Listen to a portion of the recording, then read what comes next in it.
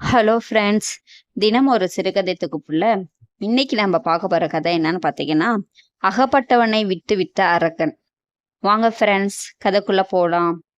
நண்டகாரண்யா என்ற நாட்டுல ஒரு அரக்கன் வாழ்ந்து வந்தான். அவன் அங்கு வந்த பார்ப்பனன் ஒருவரை பிடித்து அவங்களுடைய தோள் மேல இவன் ஏறி உட்கார்ந்துக்கிட்டான். அவன் எங்கெங்கெல்லாம் செல்லணுமோ அந்த அரக்கன் இந்த பார்ப்பனனை கூட்டிகிட்டே தான் சென்றான். அந்த பார்ப்பனனுக்கு இந்த அரக்கன் தன் தோள் மேல உட்கார்ந்து இருக்கிறதுனால ரொம்பவும் கஷ்டமா இருந்துச்சு. எங்க போனாலும் டெய்லியும் அந்த பார்ப்பனன் தோள் மேலேயே தான் சுமந்து சுமந்து போயிட்டே இருந்தான்.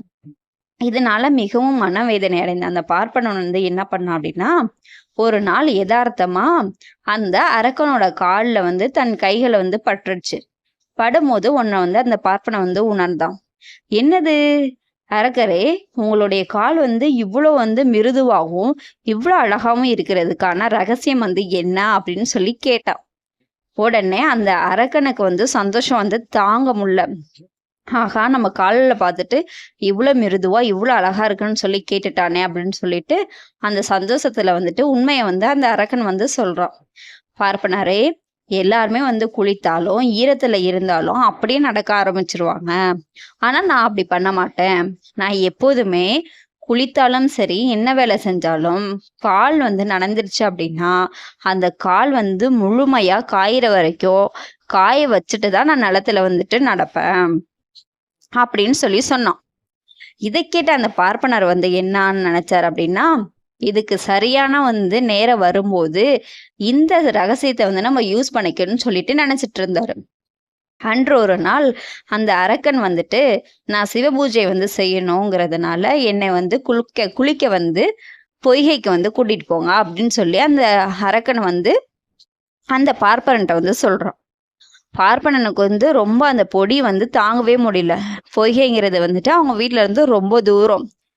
எப்படியாச்சும் இன்னையோட இவன்கிட்ட இருந்து நம்ம எப்படியாச்சும் விடுதலை செய்யணுங்கிறது அந்த மன வேதனையோடையே இங்க பொய்கையில போய் இந்த அரக்கனை இறக்கி விட்டுட்டு அந்த அரக்கன் குளிக்க போயிட்டான். அப்பதான் இந்த பார்ப்பனருக்கு ஒரு ஐடியா வந்துச்சு. ஆகா, இந்த அரக்கன் குளிக்க போனா அவனுடைய கால் முழுவதும் காயிற வரைக்கும் அவன் நிலத்துல நடக்க மாட்டான். இதுதான் நமக்கு சரியான சந்தர்ப்பம்னு நினைச்சிட்டு அந்த அரக்கன் குளிக்க போனோன்னு அவனுக்கு தெரியாம இதா சாக்குன்னு சொல்லிட்டு ஓடி நெடுந்துளைவு என்ன பண்ணிட்டான் அப்படின்னா மறைஞ்சிட்டான். இது தெரியாத அரக்கன் என்ன பண்ணான் அப்படின்னா, ரொம்ப நேரம் குளிச்சுட்டு பொறுமையா காலெல்லாம் காய வச்சுட்டு அந்த பார்ப்பனரை தேடி தேடி பார்த்தா அந்த அரக்கன். அந்த பார்ப்பனர் காணவே காணாம். எங்கேயோ ஓடிட்டாங்கன்னு சொல்லிட்டு நினைச்சு அப்பதான் அந்த அரக்கன் யோசிச்சான். எப்படி இவ்வளவு நாள் நம்ம கிட்ட அடிமையா இருந்த அந்த பார்ப்பனை தப்பிச்சாங்கிறத யோசிச்சு பார்க்கும்போது தான் தெரிஞ்சிச்சு. ஆகா, நம்மளுடைய கால்கள் இவ்வளவு மெல்லியதா இவ்வளவு அழகா இருக்குன்னு சொல்லி நம்மளை வர்ணிக்கும் போது நம்ம தெரியாத தனமா நம்ம கால்கள் முழுமையா காஞ்ச உடனே தான் நம்ம நிலத்துல நடப்போங்கிற அந்த ரகசியத்தை இவங்க கிட்ட சொல்லிட்டோமே. அதனாலதான் இன்னைக்கு நம்மள அறியாமலே நம்ம குளிக்க போகும்போது இதுதான் சாக்குன்னு சொல்லி அவன் நம்ம கிட்ட இருந்து தப்பிச்சு ஓடி போயிட்டாங்கன்னு மன வருத்தத்தோட அந்த அரக்கன் நடக்க முடியாம நடந்து போனான். இதுல இருந்து நமக்கு என்ன தெரியுது ஃப்ரெண்ட்ஸ்?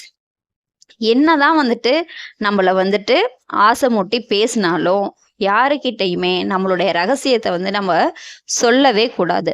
அப்போதைக்கு நம்மளை சந்தோஷப்படுத்திட்டாங்க, நம்ம உற்சாகமா இருக்கோம், நம்மளுடைய ரகசியத்தை நம்ம சொன்னோம்னா என்னைக்காச்சும் ஒரு நாள் அந்த ரகசியம் நம்மள அறியாமலேயே நமக்கே அது தாக்குதல்ல முடியும். ஓகே ஃப்ரெண்ட்ஸ், இந்த கதை உங்களுக்கு பிடிச்சிருந்துச்சுன்னா லைக் பண்ணுங்க, ஷேர் பண்ணுங்க, சப்ஸ்கிரைப் பண்ணுங்க. Thank you friends.